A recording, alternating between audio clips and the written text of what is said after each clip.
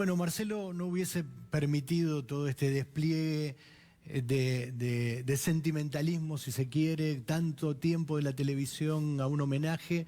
Nos hubiese pedido que, faltando 6 días para las elecciones, nos ocupemos de un país que está con muchos problemas, con una crisis económica muy difícil y con un proceso electoral muy caliente. La persona que voy a presentar y que está en el móvil de exteriores es Alberto Fernández. Es el candidato a presidente del Frente de Todos. Voy a cometer una infidencia, Marcelo no me lo permitiría, pero bueno, debo decirlo. Marcelo estaba entusiasmado con tu candidatura y el proyecto, con la distancia que siempre y la óptica que siempre le ponía a las cosas. Marcelo estaba muy, muy entusiasmado con algunas de las cosas y pese a eso, hay que decirlo, pese a eso, en este mismo estudio hace algunas semanas te llamó demagogo porque prometías medicamentos gratis para los jubilados y no estaba muy claro cómo lo ibas a hacer, y te corría por izquierda con los impuestos para los ricos y todo el tiempo como hacía él, digamos. Qué desafío aceptar una nota de Sloto, ¿no es cierto, Alberto? Sí, ¿cómo estás, Claudio? Sí, un enorme desafío. Marcelo fue un periodista enorme y además una persona a la que quise mucho. Yo no me animaría a decir que fui su amigo, porque la verdad es que nos faltó mucho más intimidad para haberlo sido. Pero sí fui alguien a quien traté mucho, al que respeté mucho y al que quise mucho. Efectivamente, siempre tuvo esa acidez, ¿no? Siempre tuvo una mirada ácida, que en verdad ayudaba a pensar mejor las cosas, francamente. Porque a pesar de ser una mirada ácida, siempre era una mirada muy honesta en términos intelectuales. Y por eso siempre le di tanto valor a lo que Marcelo decía. Me pasa con él, me pasa contigo, me pasa con Ernesto Tenenbaum, me pasa con Reinaldo Siete Cases. Uno escucha críticas, pero cuando las críticas vienen de alguna de esas personas, uno dice, debo estar haciendo algo mal. Y por eso yo tenía un gran respeto. Un mes antes, más o menos, de todo esto, hace un mes, más o menos, me llamó un día y me dijo que estaba con un croata que sabía mucho sobre hambre y pobreza. Branko Milanovic. Y que quería que comiera con él. Exactamente. Y que quería que comiera con él. Y fuimos con Santiago Cafiero y tuvimos una buena cena. Y la verdad fue un muy lindo encuentro, muy útil también para conocer la opinión de este hombre. Y cuando salimos había dejado el auto a 2 cuadras y como habíamos comido a 2 cuadras de casa, volvimos caminando juntos y ahí me contó que acababa de terminar pocos días antes una maratón de esas que corría él de 21 kilómetros, que le estaba costando por su enfermedad, pero que quería seguir. Y la verdad es que lo vi siempre con las ganas de dar la pelea y esperaba que la diera durante más tiempo, francamente. Me llamó una mañana Ernesto y me dijo, a Marcelo lo internaron, no está bien. Y entonces le pregunté si le mandaba un mensaje de texto, si lo podía leer, y me dijo, no, ya no lee mensajes y ya no hay marcha atrás, y después todo terminó esa misma noche. Y fue muy triste para mí, la verdad, fue un momento ingrato, esos momentos que uno quisiera que nunca lleguen. Y tuve una suerte, tengo un extraño privilegio dentro de tanto dolor, que es que la última nota que escribió, que salió en Infobae, es una nota que comentaba el primer debate con Macri, y donde elogiaba lo que había hecho yo. Y eso me queda como un lindo recuerdo dentro de tanta tristeza. Alberto, está acá conmigo en el estudio José Nathanson, que quiere hacerte una pregunta. ¿Qué tal, Alberto? Buenas noches, ¿cómo estás? ¿Cómo te va, José? Bien. ¿Cómo imaginas, Alberto, tu relación con el periodismo si se confirman los resultados de las PASO el domingo y sos elegido presidente? ¿Te preocupa? ¿Te gratifica en algún punto que te hagan preguntas difíciles? ¿Cómo imaginás esto, dada la cantidad de especulaciones y versiones que vos sabés que hay alrededor de esta cuestión? La verdad es que yo siempre he tenido una relación correcta con el periodismo. Esta es la verdad. Tengo muchos amigos periodistas, además.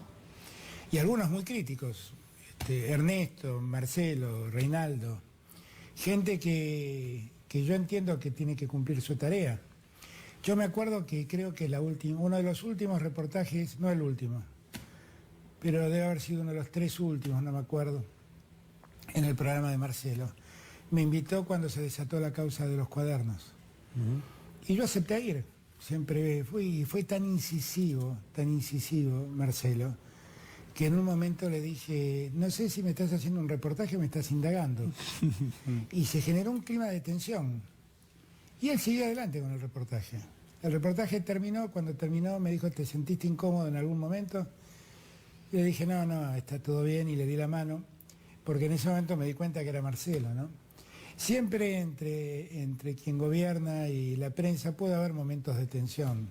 Lo que todos tenemos que entender es que no es más que eso. Mirá, hoy en la puerta de casa había una nube de periodistas que me querían hacer una pregunta. Y la verdad que como estaban esperando, no quise salir con el auto descortésmente, fui a la puerta, los atendí, me preguntaron una vez, me preguntaron dos, me preguntaron 3, y había un periodista que me preguntaba sobre cómo iba a ser mi perfil de aquí en adelante, y noté en la pregunta casi un contenido medio psicológico, ¿no? ¿Cómo iba a moverme psicológicamente? Si mi perfil iba a subir, si mi perfil iba a bajar, si me iba a guardar, si iba a decir. Y riéndome, le dije, bueno, ya está, anda a trabajar de periodista. Como diciéndole, no me analices. Y se lo dije en broma. Y la verdad, se generó una susceptibilidad en todos que no se puede creer. De hecho, inclusive me dijo, bueno, pero te enojaste. Le digo, no, me ves enojado, no estoy enojado. Yo creo que hay que romper un poco también ese mito de lo intocable de la prensa. Digo, cuando uno se expone al escenario público con opiniones, se expone. Y cuando uno plantea en lo público lo que piensa, se expone. Y todos estamos expuestos, yo también, por lo que uno dice o por lo que uno hace ante la opinión pública. Pero yo descarto que va a ser una buena relación. Y lo que sí les voy a garantizar a todos es que van a trabajar con la total libertad que deben tener en una república. Eso yo les garantizo que va a ser así. Alberto, lo que sí. Voy a seguir teniendo la misma franqueza que tengo hoy. Cuando algo me parece que no me gusta, lo voy a decir, pero solamente será mi opinión. Y sos un poco calentón, ya sabemos. No soy tan calentón, no es así. No, a veces me piden que sea más hipócrita, pero la verdad lo de esta mañana me llamó la atención, porque se lo dije riéndome, se lo dije en broma, como diciéndole, bueno, pará, mirá lo que me estás preguntando. Se lo dije en tono de broma, de ningún modo quiso ser descortés. Alberto, hoy preparábamos el programa con José y con Emanuel, y el tema Chile, el tema Latinoamérica, lo que está pasando, lo que pasó la semana pasada en Ecuador y lo que está pasando hoy en Chile es un llamado de atención. Le pusimos un título que se llama El que ajusta pierde, y le voy a pedir a José que desarrolle un poco lo que habíamos preparado para que nos cuente cuál es su visión, y después si nos bancás la comentamos juntos, ¿te parece? Sí, claro, por supuesto. Bueno, efectivamente, Claudio, como decías, hay diferentes casos de situaciones de mucha violencia social que se vienen registrando en América Latina en los últimos días. El caso que estalló primero fue el de Ecuador, cuando el presidente Lenín Moreno anunció una suba del precio de los combustibles por vía de la quita de un subsidio, como parte de un programa de ajuste que había firmado con el FMI en marzo. Esto generó una gran movilización que fue escalando, que terminó con una marcha muy poderosa de la CONAIE. La CONAIE es la organización que agrupa, que articula las diferentes nacionalidades indígenas del Ecuador, un país dividido entre sierra y costa de manera muy marcada.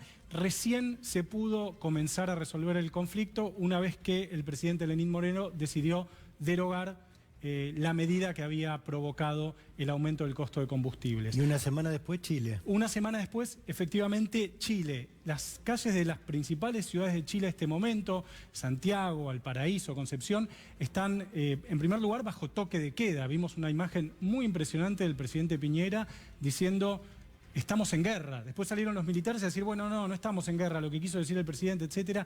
El disparador es el mismo. Curiosamente, el disparador es el mismo. Un aumento de $1 a $1.16, a 1.116 el precio del metro de Santiago. Esto se vio agravado, se vio profundizado por una pésima decisión del gobierno el viernes pasado de cerrar el metro, por lo cual hizo que toda la gente tuviera que volver caminando a su casa, gente que demoró 5 o 6 horas en llegar a su casa. El transporte público es muy caro en Chile y revela una de las cuestiones, uno de los déficits más marcados del gobierno chileno, del sistema chileno, que es la enorme desigualdad de ingresos, la enorme desigualdad en la distribución de la riqueza y esta dificultad que uno percibe en Chile, que es la dificultad para procesar el cambio. Uno ve países que cambian mucho. Argentina es un país que cambia mucho, cambia todo el tiempo, tiene crisis, cambian presidentes, cambia modelo económico, etcétera. Chile, en cambio, es muy estable. Ahora tiene mucha dificultad para procesar el cambio. Y sumamos un último caso anterior. En 2013, Dilma Rousseff también fue presa de una serie de movilizaciones, fue víctima de una serie de movilizaciones, se registraron una serie de movilizaciones muy fuertes en 2013 cuando había asumido su segundo mandato, después también de haber decidido darle un giro ortodoxo y neoliberal a la economía con Joaquín Levy, que fue en ese momento el ministro de Hacienda de Dilma, y la persona que simbolizó este giro a la derecha en aquel momento de Dilma Rousseff. Uno tiene entonces este recorrido, uno hace este panorama breve por estos 3 casos y uno piensa, efectivamente en América Latina ya no se puede ajustar sin que haya por lo menos una reacción popular muy fuerte. Alberto, ¿qué visión, qué reflexión te merece esta sucesión de crisis, de disturbios, de problemas en nuestro vecindario y a partir de un común denominador que es el ajuste? Ahí creo que, si bien es cierto que el ajuste es una suerte de común denominador, también es cierto que lo de Chile no es exactamente igual a lo de Ecuador, ¿no? Me parece que el común denominador es una política económica que lastima mucho a los sectores más débiles. Ahora, el otro día hablando con Marco Enrique Sominami, cuando recién empezaba el conflicto, yo le decía a Marco: qué tipos locos estos chilenos, le digo, rompen todo por un aumento de subte. Claro, no era el aumento del subte, era que esa fue la causa que hizo salir la bronca contenida de un montón de cosas. Chile, como bien decía recién José, es el país más desigual que tiene América Latina. Es el país que más amplia brecha tiene entre ricos y pobres. Ha sido así durante muchos años, ¿eh? Gobernando Piñera y gobernando el socialismo fue igual. Y la verdad es que, claro, hay un punto donde la gente reacciona y donde la gente se planta frente al gobierno. Y yo pensaba, y recién lo escuchaba a José con atención, que finalmente lo que estábamos discutiendo eran el aumento del precio de la nafta. Ese fue un aumento un poco más importante porque ahí en Ecuador, siguiendo recomendaciones del fondo, se le sacó el subsidio al combustible y entonces el aumento del combustible fue importante. Pero en Chile fue un aumento del subte importante, pero tampoco tan importante. Ahora, yo me imaginaba, nosotros somos conscientes, los argentinos, lo que toleramos con Macri. Nosotros toleramos aumentos del 1.500% de tarifas eléctricas, de gas, del agua. Realmente, y uno debería preguntarse cómo pasó. Y habría que preguntarse muchas cosas, ¿no? ¿Cómo esa pasividad social permitió que todo esto ocurriera sin que haya reacción? Tal vez ahí tuvo un gesto de honestidad intelectual Duhovne cuando dijo: es la primera vez que se hace un ajuste de esta naturaleza en época democrática y sin que la gente reaccione. ¿Qué nos pasó para haber tolerado tanto? ¿No? Fíjense cómo reaccionan cruzando la cordillera por un aumento del subte y piensen lo que nos pasó a nosotros. que nos devaluaron el sueldo permanentemente con la devaluación monetaria, que además de eso nos subieron las tarifas de un modo impresionante, que nos pusieron las tarifas en términos de dólar. ¿Cómo pudo pasar todo esto? Alberto. ¿Cuánta responsabilidad también, y con eso termino, hay en los analistas, en los medios, que fueron como aplacando todo esto y permitiendo que esto ocurra? Vos sabés que hay gente, yo escuché a algunos analistas y no sé si no estoy de acuerdo, lo tendría que pensar un poco mejor, pero hay gente que cree que la expectativa que generó el Frente de Todos ha de algún modo moderado las reacciones a las últimas crisis, a las últimas devaluaciones, a los últimos aumentos de precios. Quiero decir, la expectativa de un cambio de gobierno, de un cambio de ciclo, ha moderado esa reacción que podría haber sido similar a la de Ecuador o la de Chile. ¿Estás de acuerdo vos?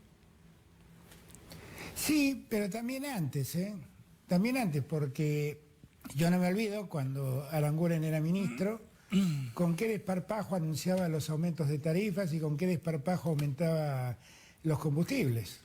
Y no pasaba nada.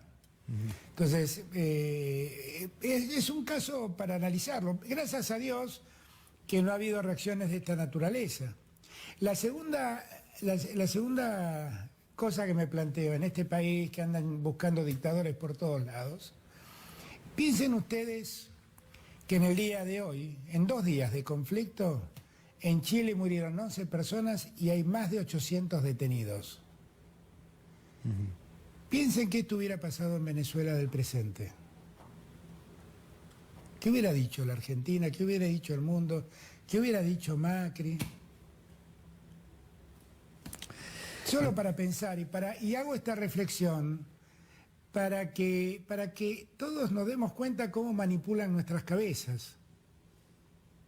Alberto. En verdad es una pena que ocurra lo que ocurra en Chile y sería una pena que ocurriera en cualquier lugar. Pero no todo está manejado con la misma vara, medido con la misma vara.